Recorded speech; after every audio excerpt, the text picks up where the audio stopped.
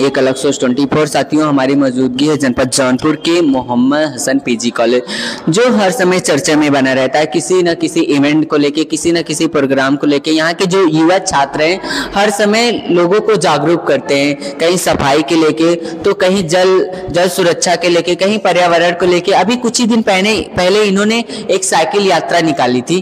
तो आइए मैं कुछ युवाओं से आप लोगों को बातचीत कराता हूँ, इस यात्रा से इन्होंने क्या सीखा और लोगों को क्या बताया। तो सबसे पहले मैं आपका नाम जानना चाहता हूँ। राजन पांडे। पांडे जी, अभी आप लोग कुछ ही दिन पहले यूनिवर्सिटी के एंट्री का मोटो क्या है? देखिए, सबसे पहले कि साइकिल तिरंगा यात्रा निकाली गई थी। माननीय कुलाधिपति एवं कुलपति महोदय का बहुत बहुत धन्यवाद, बहुत बहुत आभार कि मुझे इस कार्यक्रम में शामिल होने का सौभाग्य प्राप्त हुआ।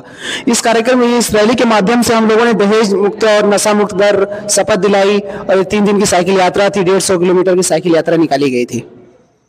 ये जो साइकिल यात्रा थी शहरों से लेके गांव तक गया। ज्यादातर मुझे देखने को मिलता है जो ये दहेज प्रथा की आप बात कर रहे हैं, गांव में तो ज्यादा होता है। इस पे आपका क्या कहना है? हाँ, हमारी साइकिल यात्रा निकली थी। इधर से जितने गांव होते हुए पूरा त्रिलोचन महादेव से होते हुए पूरी ये गांव में जा जाके हम लोगों ने प्राथमिक विद्यालयों में जा जाके जागरूक भी किया। शहीदों के परिवार से आप ये हुआ कि ये जो दहेज प्रथा है खत्म हो जाएगी कि इसी पे टिकी रहेगी? लोगों से मिलने के बाद ये एक तरह से एक अविस्मरणीय पल रहा हमारे लिए, क्योंकि ये पल ऐसा लगा कि जब हम शहीद के परिवार से जब गए मिलने, तो ऐसा लग रहा था कि जो पुरानी, जो उनको मतलब अपने बच्चों के प्रति जो उनकी पुरानी याददाश्त थी फिर से ताजा हो गई। और ये मैं लोगों से मिलने के बाद हम लोगों ने यही शपथ दिलाई कि दहेज मुक्त और ये नशा मुक्त के बारे में लोगों को बताया, तो लोग इसके प्रति जागरूक हुए। काफी लोग जागरूक हुए। नशे की बात कर रहे हैं आप, मैं ज्यादातर देखता हूं जो आपके जैसे और हमारे एज के जो युवा हैं किसी न किसी शॉप पे जाके आए दिन नशे से जुड़े रहते हैं। इस पे आपका क्या कहना है? तो इससे सबसे बड़ी बात, आपने प्रश्न बहुत सही पूछा है कि युवा, और अक्सर देखा जाता है कि इसमें युवा ज्यादा भाग कर रहे हैं। ठीक है, तो सबसे बड़ी बात यह है कि अगर हम युवा ही नहीं सुधरेंगे तो फिर हमारा आने वाला भविष्य भी खराब होगा। तो यही सब माननीय कुलाधिपति महोदय का यही कार्यक्रम था कि इसी प्रति हम जागरूक करें लोगों को।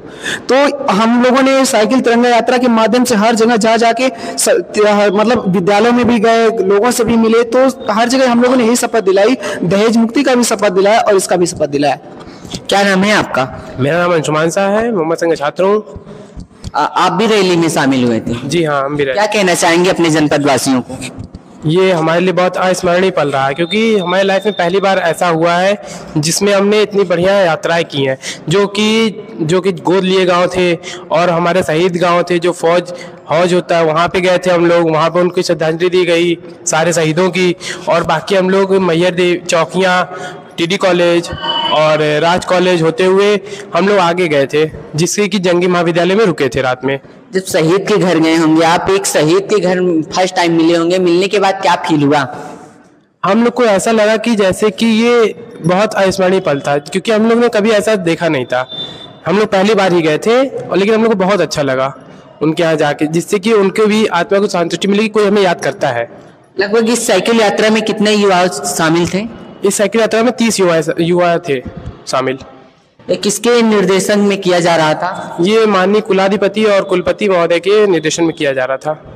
आपने बताया कि नशा, लेकिन नशा के ही वजह से आजकल युवाओं में, और जैसे कि एक हार्ट अटैक ऐसी बीमारी है, पहले तो ज्यादातर 60 के प्लस लोगों में आता था, लेकिन आजकल मुझे देखने को मिल रहा है युवाओं में भी हो रहा है। तो सबसे बड़ा कारण इसका देखिए, आप देखिए अभी की युवा, मैं खुद देखता हूँ कि गाँव मोहल्ले में देखता हूँ कि 10 से 12 साल की युवा देखते हैं अभी सिगरेट पीना चालू कर दिए हैं, गुटखा खाना चालू कर दिए हैं। तो ये सब सेहत के फर्क पड़ेगा, तो इससे तुम्हारा सेहत ही खराब होगा ना।